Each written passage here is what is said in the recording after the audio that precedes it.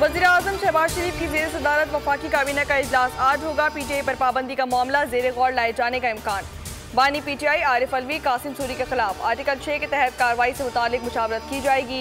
इजलास में काबीना 6 नुकाती एजेंडे पर भी गौर करेगी। वफाकी काबीना का गुज़िश्ता रोज़ होने वाला इजलास मुलतवी किया गया था।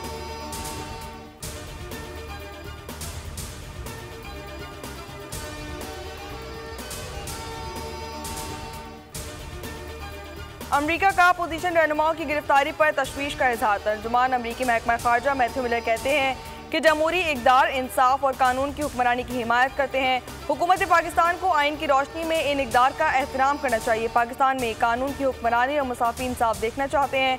आज़ादी इजहार और पुरअमन इज्तिमा की हिमायत करते हैं।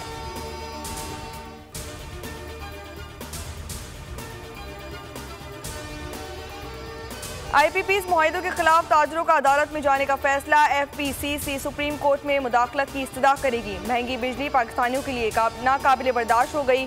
शहरी गुर्बत से दो चार और कारोबारी अफराद दिवालिया होने लगे। साबिक वजीर गौहर एजाज ने संगीन सूरत हाल की तस्वीर दिखा दी।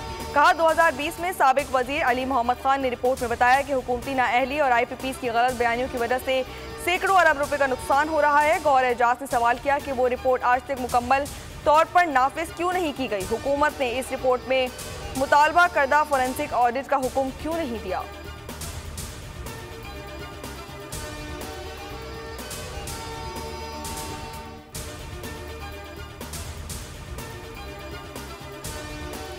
जब तक कीमत कम नहीं होगी, बिजली सस्ती नहीं होगी, डिमांड नहीं बढ़ेगी और ना ही मसले का हल निकलेगा। हमारे लिए टैरिफ को कम किया जाए। चेयरमैन एप्टिमा आसिफ इनाम ने ज़्यादा इस्तेमाल पर सस्ती बिजली की तस्वीर मुस्तरद कर दी। बोल न्यूज़ के प्रोग्राम व्यापार में गुफ्तगू करते हुए उनका कहना था कि पैदावारी सलाहियत का हमें फ़ायदा नहीं हो रहा।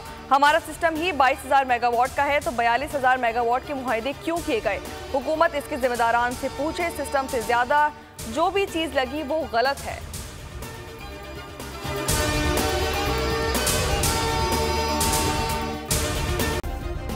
सब्सक्राइब करें और बेल दबाएं ताकि कोई खबर रह न जाए।